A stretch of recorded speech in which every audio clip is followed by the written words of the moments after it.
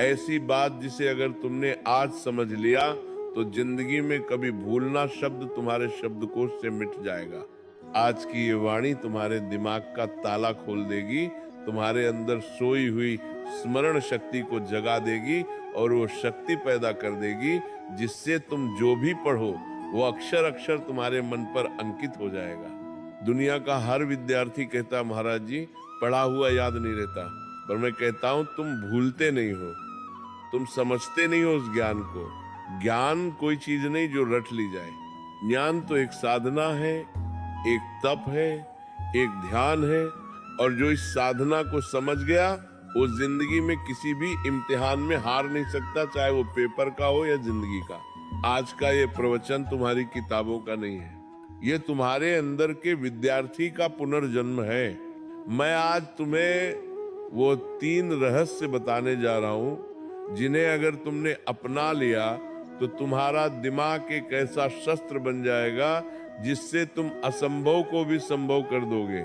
पहला सूत्र पढ़ते समय शरीर नहीं आत्मा लगाओ। जब तुम पढ़ाई करते हो तो सोचो क्या तुम्हारा मन वही है? किताब सामने है लेकिन मन मोबाइल में, मन किसी विचार में, मन किसी दोस्त में। ऐसे में कैसे याद रहेगा? जब ध्यान भटकता है ज्ञान का द्वार बंद हो जाता है। जैसे दीपक तभी जलता है जब लौ स्थिर होती है, वैसे ही ज्ञान तभी टिकता है जब मन स्थिर होता है। इसलिए जब भी पढ़ने बैठो पहले मन को शांत करो, गहरी सांस लो, अपने भगवान को याद करो, कहो हे प्रभु मुझे एकाग्रता दो। अब किताब खोलो, हर शब्द को ऐसे पढ़ो जैसे वह शब्द नहीं ईश्वर का आशीर्वाद हो। वही चीज जो पहले 10 बार पढ़ने पर याद नहीं होती थी अब एक बार में मन में बस जाएगी, क्योंकि जब मन जुड़ता है तभी स्मरण शक्ति जागती है। दूसरा सूत्र रटो मत, समझो।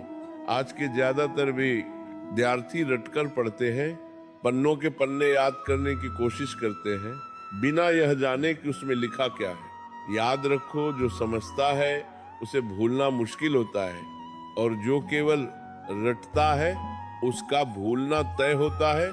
समझकर पढ़ने वाला विद्यार्थी सिर्फ किताब का ज्ञान नहीं जीवन का ज्ञान प्राप्त करता है। मान लो तुम्हें कोई टॉपिक पढ़ना है तो उसे चित्र बनाकर समझो, वह कैसे सूरज की ऊर्जा से गर्म होता है, कैसे बादल बनते हैं, कैसे बारिश होती है। जब तुम उस विषय को महसूस करने लगते हो तो वह कभी नहीं भूलता, क्योंकि जो महसूस किया जाता है वो याद नहीं किया जाता, वह बस जाता है। तीसरा